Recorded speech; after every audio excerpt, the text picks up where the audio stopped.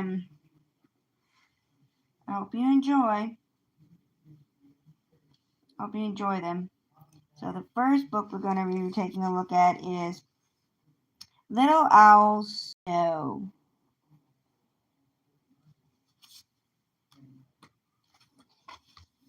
A chill cut through the forest. Little Owl fluffed his feathers. Something's happening, he thought. Green leaves turned orange, gold, and brown, and then began to fall. Geese flew off to warmer places, navigating by starlight and honking all the way. Dry fallen leaves rustled and crackled as animals scurried, preparing for cold.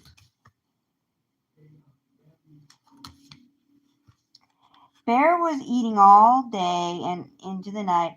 Winter's almost here, Little Owl said. Isn't it exciting? Winter is too cold. Bear shrugged. I'm staying in. Bear sleeps through all the fun, Raccoon whispered. You'll see. Bats disappeared into a cave. Caterpillars closed up their cocoons.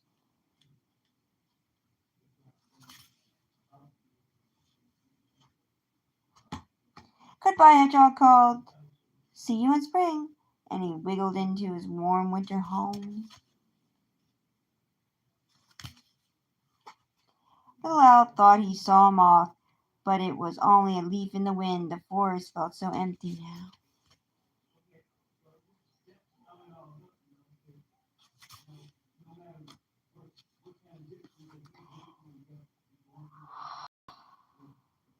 Friends were making frog.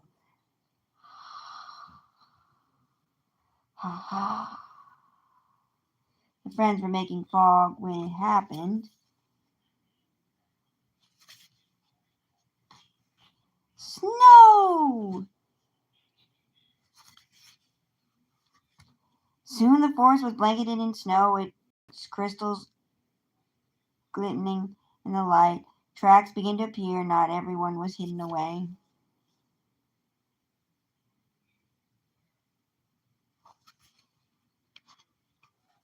Little Owl hopped atop the frozen pond, watching the fish swimming underneath. How strange and wonderful it all was.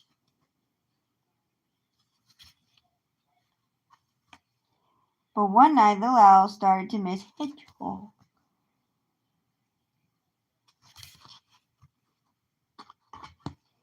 Mama, Little Owl asked, how much longer till spring? Snow is like a special secret.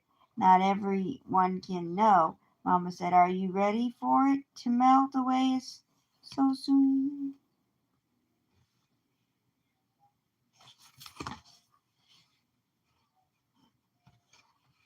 The forest was very quiet. Little Owl could hear the smallest sounds. Tap, tap, an icicle dripped into a patch of slush. Mama told Owl he would see fireflies again. He would see Hedgehog too soon enough. Right now, though, it was time to enjoy the snow. Thank you to Amma for waiting to hear it again, and Amma and Appa for giving me time. Love, Amma and Dari. The end. The other books in the lovely. Servizna paces her gentle story perfectly.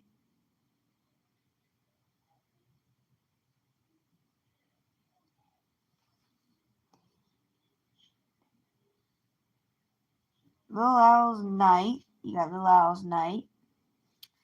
You got Little Owl's Day. You got Little Owl's 1, 2, 3. And you got Little Owl's Colors.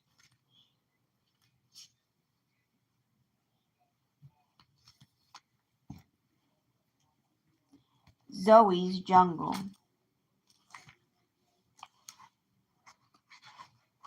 Zoe's Jungle.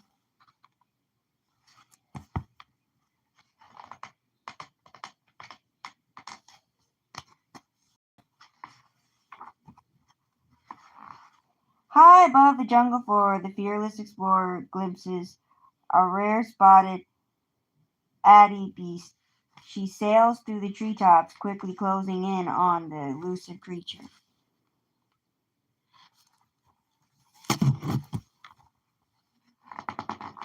Zoe, Addie, we're leaving in 5 minutes.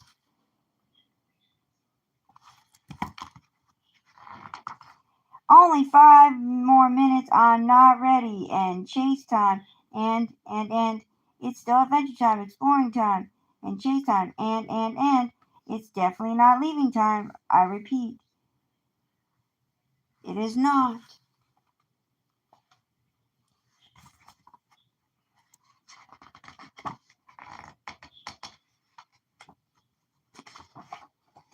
Four minutes. Is there no respect for Explorer and her quest? Come on, says Addie. We still can play chase. The wild Addie beast disappears into the jungle.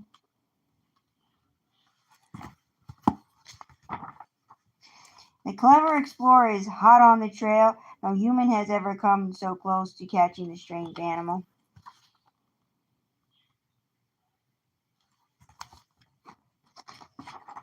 Three minutes.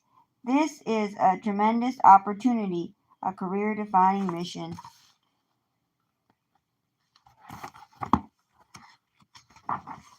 The brave explorer dashes across the river shortcut. The wild Addie beast is just ahead.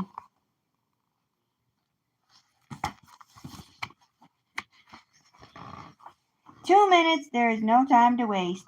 Think like the beast.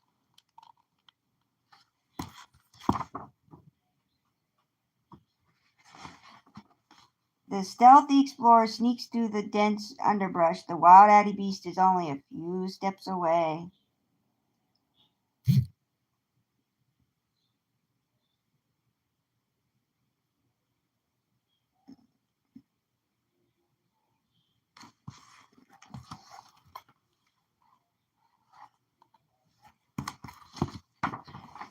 One minute. A lifetime of preparation comes down to this moment.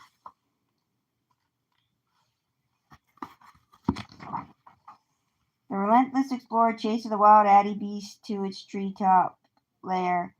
This is a great moment in the history of everything. Quiet, no sudden movements.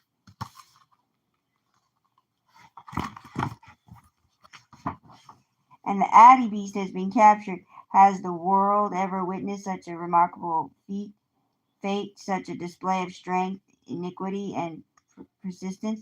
This amazing story will be remembered until the end of time, maybe longer. It is truly unfathomable in its.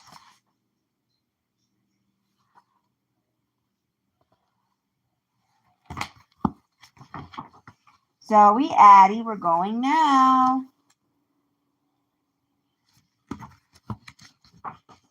Come on, Addie. It's not chase time anymore. It's the best time of all.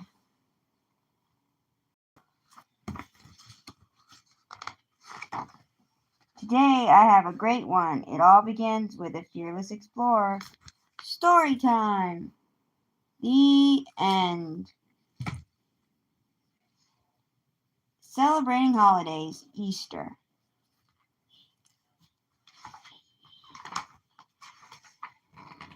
Easter is here. Painting eggs decorate the table. Painted eggs decorate the table. Children search for baskets of chocolate bunnies and jelly beans. Outside, the trees are budding. Spring begins. Spring brings Easter.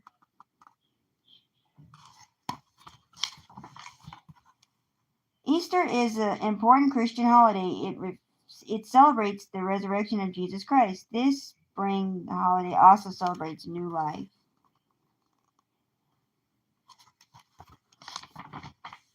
Who celebrates Easter? Christians all around the world celebrate Easter. Celebrations of the holiday started centuries ago. Many non-Christians enjoy Easter traditions too.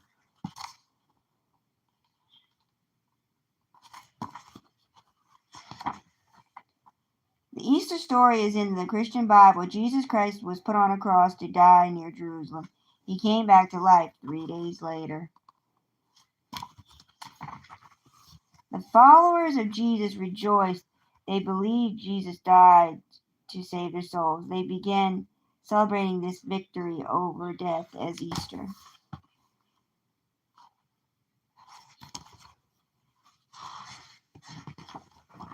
Easter is on a different Sunday each year. It follows the first full moon of spring. This Sunday falls between March 22nd and April 25th. Orthodox Christians usually celebrate later.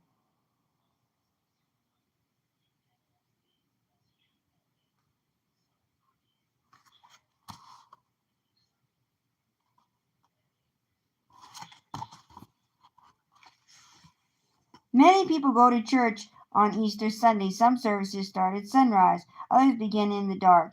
Then people light candles one by one.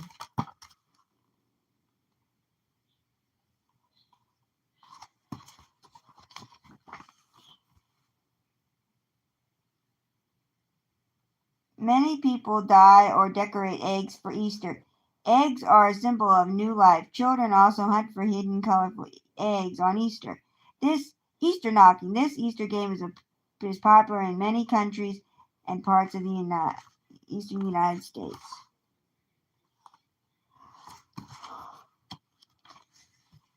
Bunnies are another Easter symbol of life. The Easter bunny delivers baskets of candy to children. Everywhere they look, children see signs of spring. The end.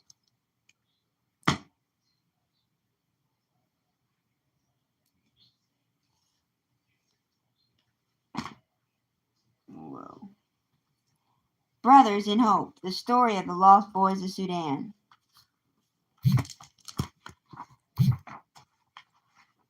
I was born in southern Sudan. I lived with my mother and father, grandparents, and two sisters in a small mud and thatch house. We were considered wealthy because my father owned many cattle. As a young boy, I was frightened of these big animals. I'm too small to care for such big animals, I cried when my father told me I would have to learn to tend the cattle. My father just smiled. Garang, be brave, he said. Your heart and mind are strong. There is nothing you can't do. When I turned 8 years old, I began to tend some small calves on my own.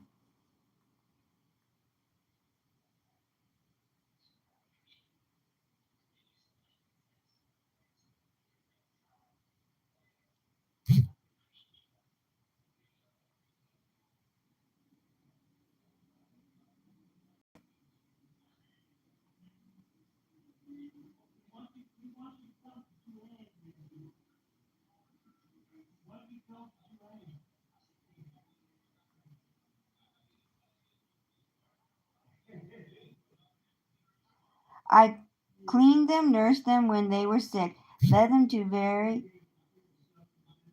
I led them to the very best pastures, watering holes watering holes. I quickly grew to love these animals. Then one day everything in my life changed.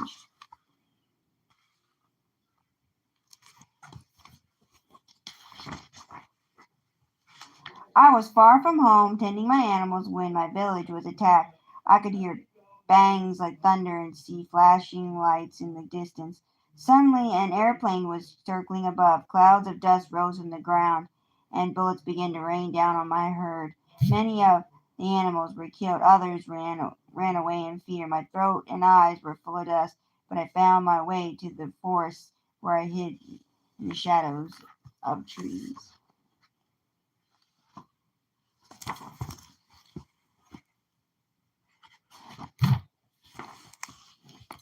When the storm of bullets passed, I ran back to my village to find my family, but everyone was gone. The houses were burning and everything was destroyed. I began to wander down the road, and soon I met other boys who could not find their families. We began to search together. As we walked, we met more boys on the road. At first, there was just me, one. Soon one became many, too many to count. Before war came, I had never seen so many people in one place. My village had only 100 people. Now I was in a moving village with thousands of boys. Like me, the other boys were away from their villages tending their cattle when war came. The adults and girls had stayed behind. Some of the boys were only 5 years old. The oldest boys were not more than 15. We were children not used to caring for ourselves. Without our parents, we were lost. We had to learn to take care of one another.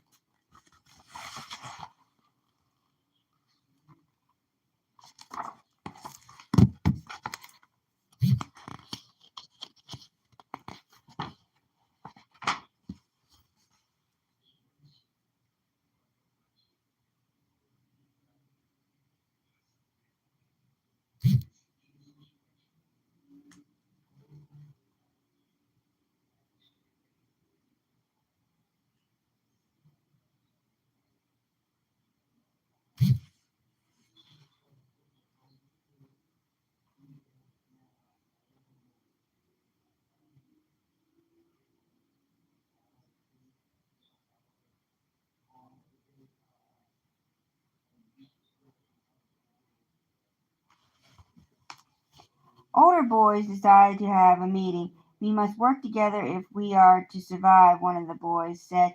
We will form groups and choose a leader for each group. Grandang, Grandang, someone yelled my name. I had been chosen to lead a group of 35 boys. I was proud but scared. I knew how to take care of the animals, not boys, but I did not want to let my fear keep me from helping my brothers. Then I remembered what my father had told me. Garand, be brave. Your heart and mind are strong. There is nothing you can't do. I joined the group of leaders. We decided we would walk to a country called Ethiopia. Before we came to our village, many of us heard our elders talk of Ethiopia. They had said Ethiopians would provide a safe place for Sudanese running from war. Some of the older boys knew we must travel east to reach Ethiopia. It was very far and the journey would be dangerous, but it was our only hope.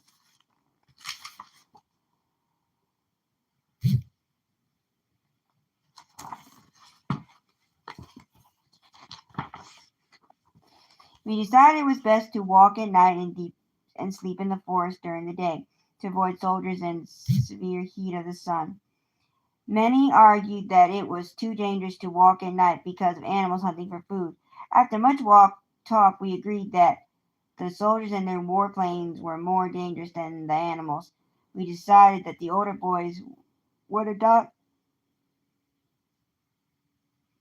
younger boys who couldn't care for themselves. I chose a little boy in my group named Bola. Shatabola. He was only 5 and cried for his mother. The next thing we found, the next evening we found the road to Europe. Ethiopia. We were glad to have a full bright moon, but it was still very dark. To make sure we did not lose anyone, each boy held the hand of the boy in front of them. Shatta was too small to walk long distance. I often carried him on my back. Everyone was tired and hungry, but no one complained.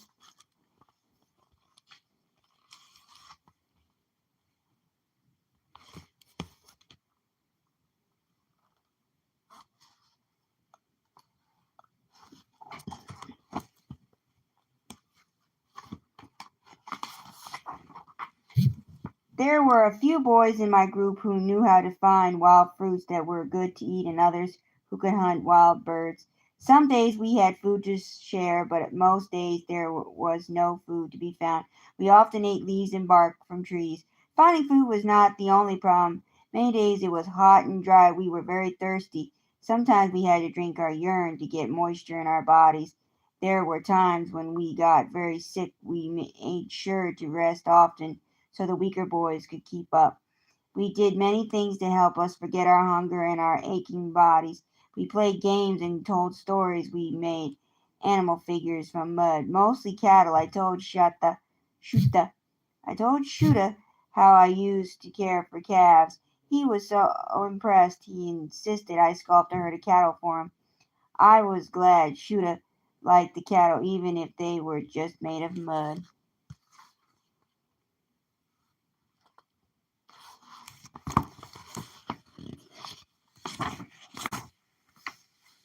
One evening, as we were walking on the road, I heard Shuda crying. I picked him up and asked what was wrong. I'm scared you'll leave me like my mother and father, Shuda sobbed. Shuda, Shuda, your mother and father did not want to leave you. They loved you very much. They lost you when war came.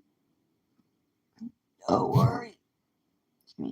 I will take care of you, I said, but for now, daylight is coming, and we must find a shady place to sleep. We need our strength to cross the bridge to Ethiopia tomorrow. I put Shuda down under a tree.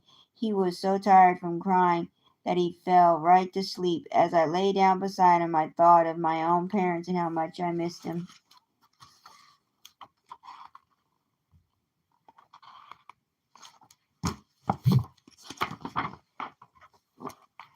The following evening, we crossed into Ethiopia. Everyone in my group made it. I was proud to be their leader. Uh, Other groups were not as lucky. Many boys died along the way. The first people we encountered were a small group of women washing clothes in a river. They were surprised to see so many boys all alone and scared. Who are these lost boys? An elderly woman asked. We are fleeing wars, said one of our leaders. You look hungry and sick, another woman said. We must show you the way to the refugee camp. What is a refugee camp? What is a refugee camp? I asked. The woman told us a refugee camp is a place for people to go when their country is not safe. The kind woman stopped their washing. The kind women stopped their washing to put us on the road to the camp.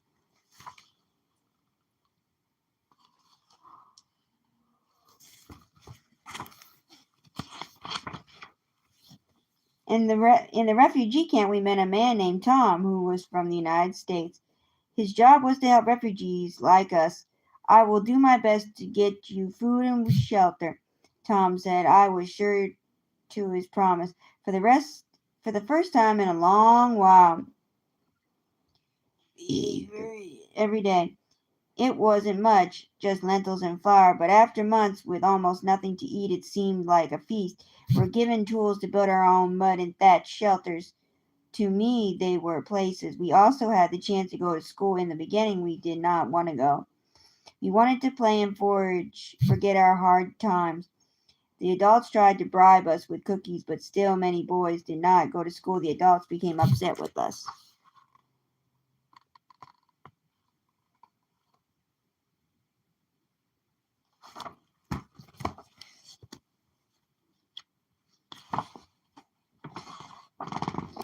One day a teacher visited me. Garang, you must make sure your group comes to school every day, she said. Education is very important. It can be like your mothers and fathers. It can speak for you in the future. The words reminded me of how much I missed my parents. I decided to go to school to honor them and to feel they were still with me. My group began to go to school too. Even if there were no cookies. English was my favorite subject. We didn't have pencils and paper, so I practiced writing my lessons in the dirt with a stick. We learned to pray and worship.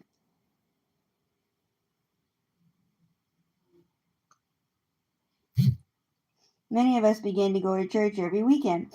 Faith gave us hope and strength. We began to tell people, I'm not lost. God knows where I am. Just when it seemed things were finally okay for us, we heard war stirring again. In the distance, we saw the flashing lights and heard the terrible thunder. Suddenly, there were changes in the camp. Many people began to leave. Soon, there was not enough food.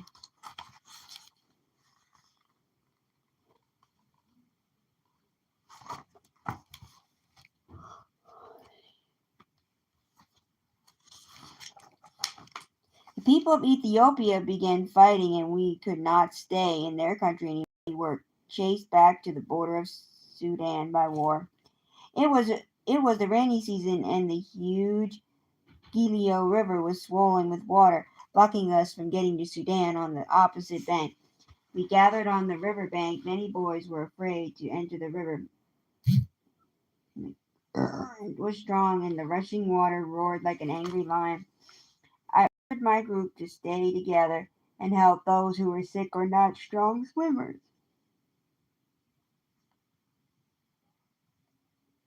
When we fled the refugee camp, I had taken my school books with me. I stood at the river's edge. I decided I wouldn't leave them behind. They were my future, my mother and father. I tied my school books around my waist and grabbed Shuta and jumped in the river. I was so afraid I didn't remember being in the water. I remember hauling Shuta and myself up onto the opposite bank.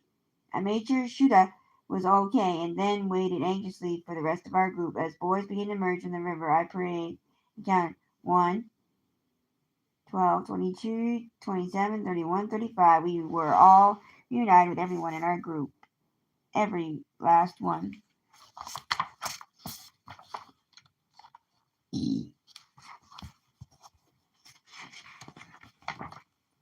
We prayed to God to take care of the souls of his brothers we had lost in the river. We also thanked him for sparing us and prayed for a safe end to our journey. Later that day, as we prepared for sleep, we saw many big trucks approaching.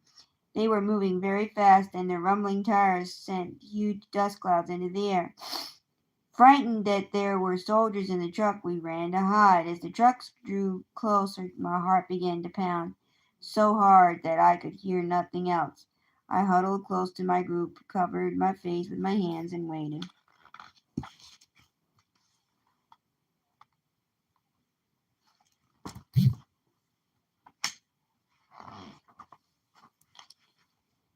After a few minutes, I gathered my courage and went to peek through the trees. I saw one of the drivers. It was Tom. It's safe, I cried. Tom has come to save us. Many of the boys ran out from the forest, and soon the trucks were surrounded by boys. Everyone wanted to be taken to safety.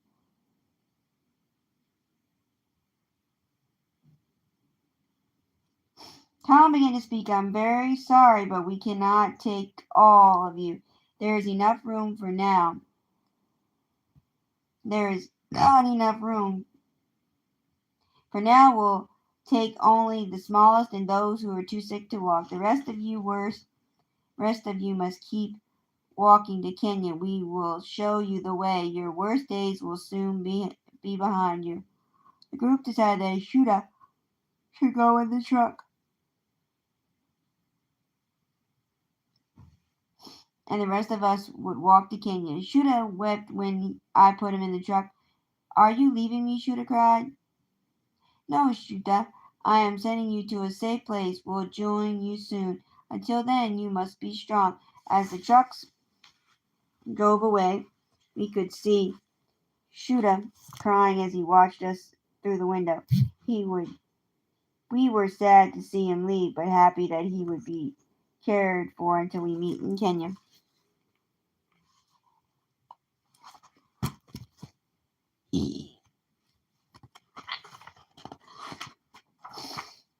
We rejoiced the we we rejoined the other groups of boys on the road to Kenya. Some parts of the road were all cleared and marked, others were not. We made sure to keep the trail well marked for the group beside us. Many weeks later, we made it to a refugee camp in Kenya called Kakuma. There were thousands of people in the camp. I know, but I was determined to find Shuda. I asked boys from all the other groups if they had seen him. One of the leaders told me Tom was taking care of him. Someone showed me to Tom's house, and there I found Shuda eating candy and drawing a picture. When he saw me, he ran to me and jumped into my arms.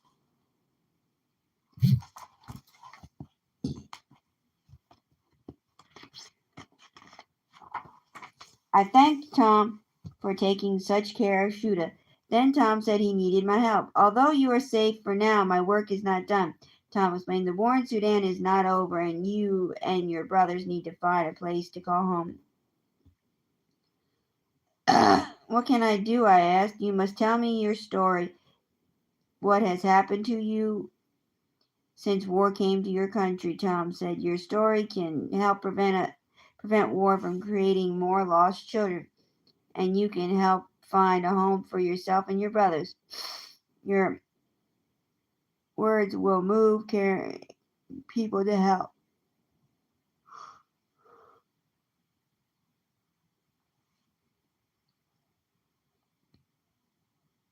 So I shared my story with Tom. I talked all day and all night.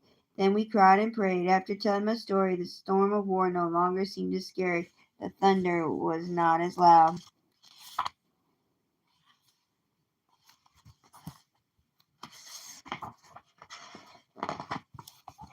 A few days after I talked, Tom left the camp. Without Tom around, things began to change. Life in Kenya became very hard. There was not enough food. People were often sick and many died. Some boys in my group became so weak from hunger they could no longer attend school. Then we thought of a way for everyone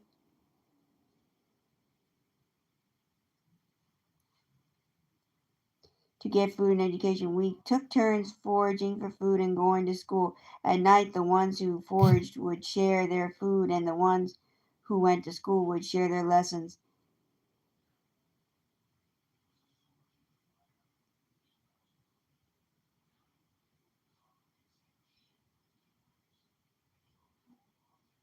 This way, we were able to feed our bodies and minds. As I grew older, I tried to improve conditions in the camp. I helped with form a drama club, a soccer league, so we could have things to do.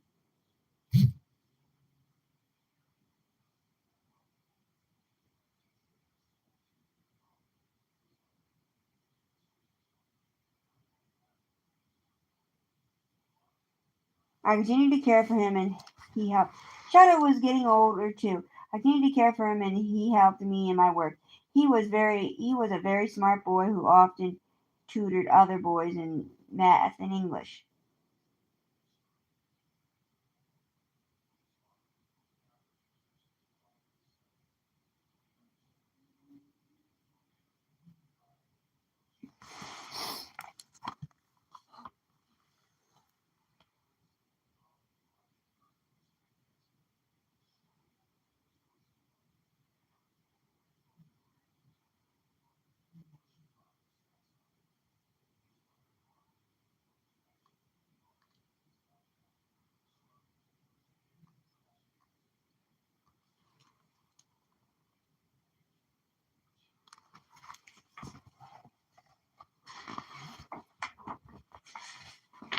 I became a man with responsibilities which made me feel good.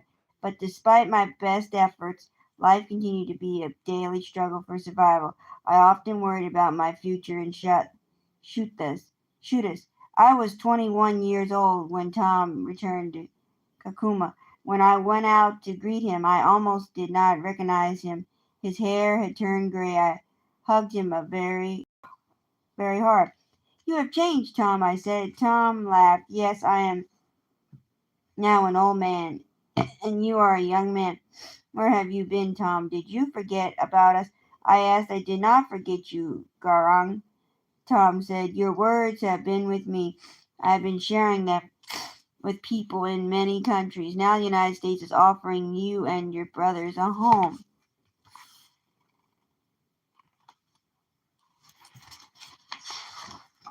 Tom called a meeting and told us about the United States. He said there would be people coming to teach us about this country in preparation for our journey. I remembered our teachers in Ethiopia telling us that the United States was very far away and life there was very different. I was happy to hear that my brothers and I would have a new place to live, but I was also very afraid. I wondered if people in America would accept me, a lost boy with nothing but a few tattered school books. I thought it might be better to stay in Kakuma. I went to the forest to be alone and think about all the things Tom told us. I also remember my father's words.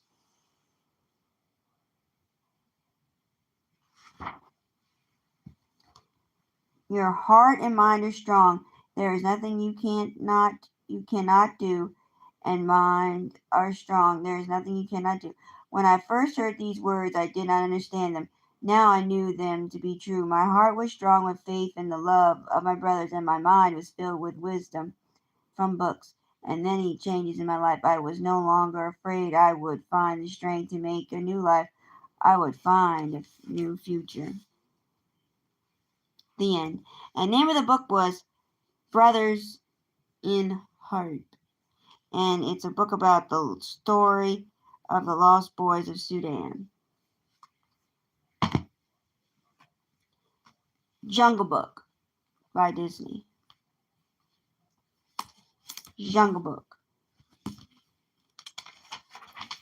Deep in the jungle, Bagheera the panther was out hunting. Suddenly he heard a strange crying sound coming from the river. He discovered a baby tucked inside a basket. Why, it's a man cub, he thought. This little cheap chap needs food and mother care. Perhaps Mother Wolf will look after him.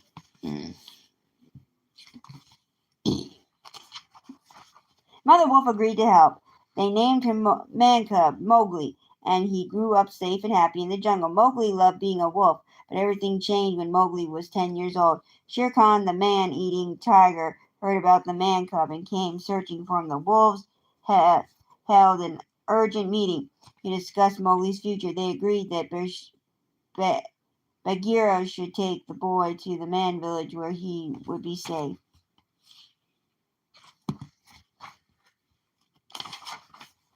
The next morning, Bagheera and Mowgli set off on their long journey. Mowgli was angry and upset. He didn't understand why he had to leave the jungle. It was his home. When darkness fell, Bagheera and Mowgli settled down to sleep in a tree. Nearby, Kaa, the snake, was hiding in some leaves. Kaa slithered toward Man Cub. Kaa's shining yellow eyes seemed to have a magic power on Mowgli. The boy sank into a deep trance. Kaa slowly wound himself around Mowgli, ready to swallow him up. Suddenly Bagheera woke up and sprang at Kaa. He gave the snake a terrible blow and sent him slithering away in the jungle. At dawn, Mowgli sneaked away. Bagheera found him, but Mowgli refused to go to the man village. This made Bagheera so cross he left the man cub. The man cub was all alone. Not for long, Mowgli met a friendly bear named Baloo. We will now. Well, now, what have we here? Baloo asked. Mowgli introduced himself. He told Baloo he wanted to stay in the jungle. No problems, little britches, said Baloo. I'll look after you. Baloo enjoyed teaching his new friend about the bare necessities of life. Soon Mowgli could fight like a bear, growl like a bear, even stretch like a bear.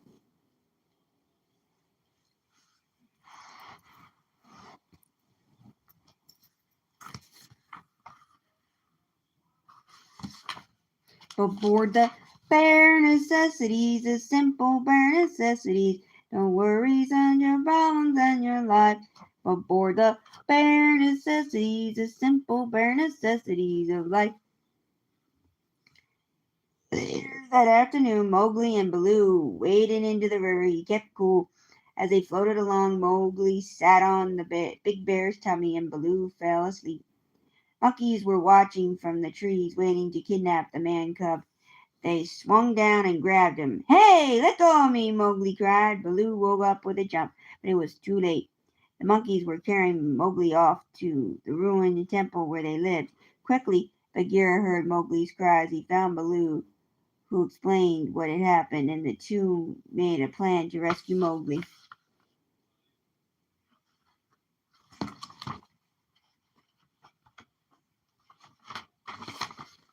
At the ruined temple, Louis, king of the apes, was sitting on his throne, waiting for the man cub. He offered to help Mowgli stay in the jungle. In return, he wanted the secret of man's red fire. Once I'm the master of fire,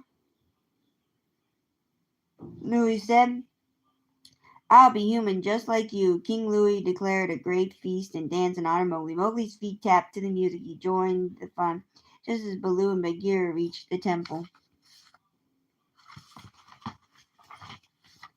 King Louis noticed a beautiful lady ape. He rushed over to ask her to dance as the lady ape danced. This disguise began to fall off Baloo. It was Baloo. The monkeys had been tricked and Bagheera had grabbed Mowgli. What a ruckus there was. The monkeys attacked Baloo. Baloo rushed down to help. Baloo knocked down the part of the temple.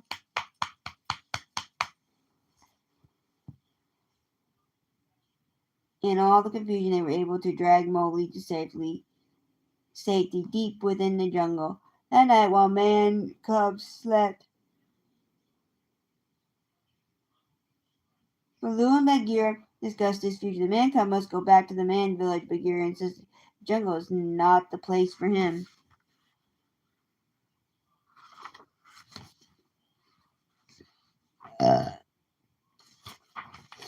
The next day, Mowgli ran off again. The man cub is alone in the jungle, said Bagheera. We must find him before Shere Khan does. He did not know that Shere Khan was close by listening. Shere Khan caught Mowgli's scent. He spotted him and snarled. The tiger leaped at him, the claws bared, and then jolted to a stop. Baloo had caught him by the tail. Shere Khan roared with rage and flipped Baloo over his head. The bear hit the ground with a great thud.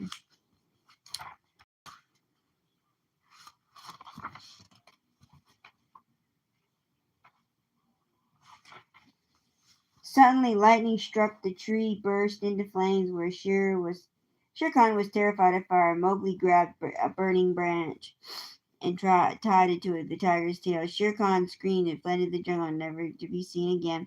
Mowgli ran over to the fallen bear and cried, "Baloo, get up!" "Oh, Baloo, it was Baloo. Was Baloo dead?" "No." The bear sat up and rubbed his ass. Mowgli laughed and threw his arms around his friend's neck.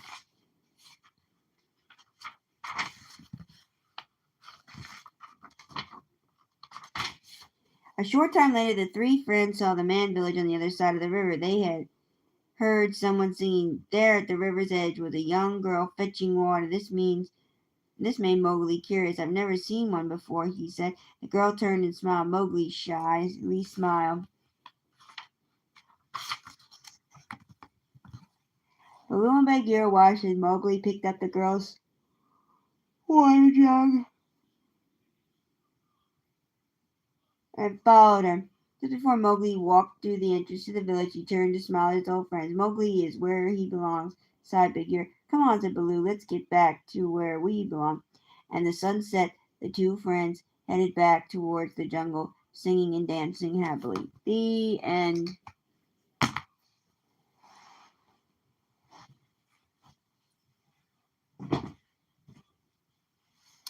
I love my hair. Every night before I go to bed, Mama combs my hair. I sit between her knees, resting my elbows on her thighs like pillows. Mama is always gentle. She rubs coconut oil along my scalp and slowly pulls the comb through my hair, and sometimes it still hurts.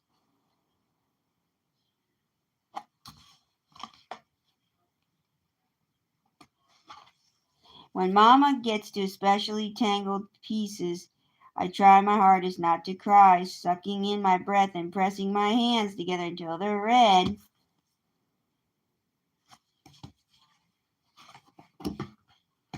But few tears always manage to squeeze out. "Mama, stop," I cry. "I can't stand the comb tugging at my hair any longer."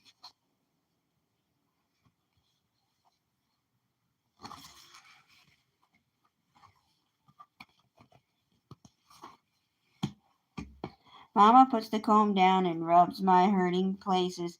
Then she leans close to me. She has a big secret to tell. "Do you know why you're so lucky to have this head of hair, Kiana?" she asks. I shake my head. "No, because it's beautiful and you can wear it in any style you choose."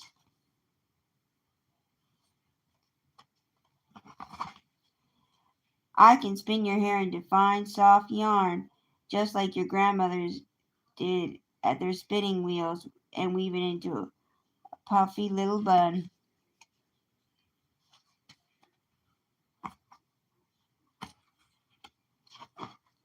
Or I can part your hair into straight lines and plant rows of braids along your scalp. the way we plant seeds in our garden and then wait and watch for them to grow. In the morning before we walk to the store, Mama adds colorful beads to the ends of my braids. The beads to the rhythm of my walk, helping me remember that what we are going to buy. Tap tap, clickety clackety, milk, bread, peanut butter. Folks on the street look at me and smile. I dance along to the tap tap, clickety clackety music my hair makes just for me. Some days I just let my hair be free to do what it wants, to go any which way it pleases. Then my hair surrounds my head like a globe. This is my Afro style. I love my hair because it's thick as a forest, soft as cotton candy, curly as a vine, winding upwards, reaching the sky and climbing toward outer space.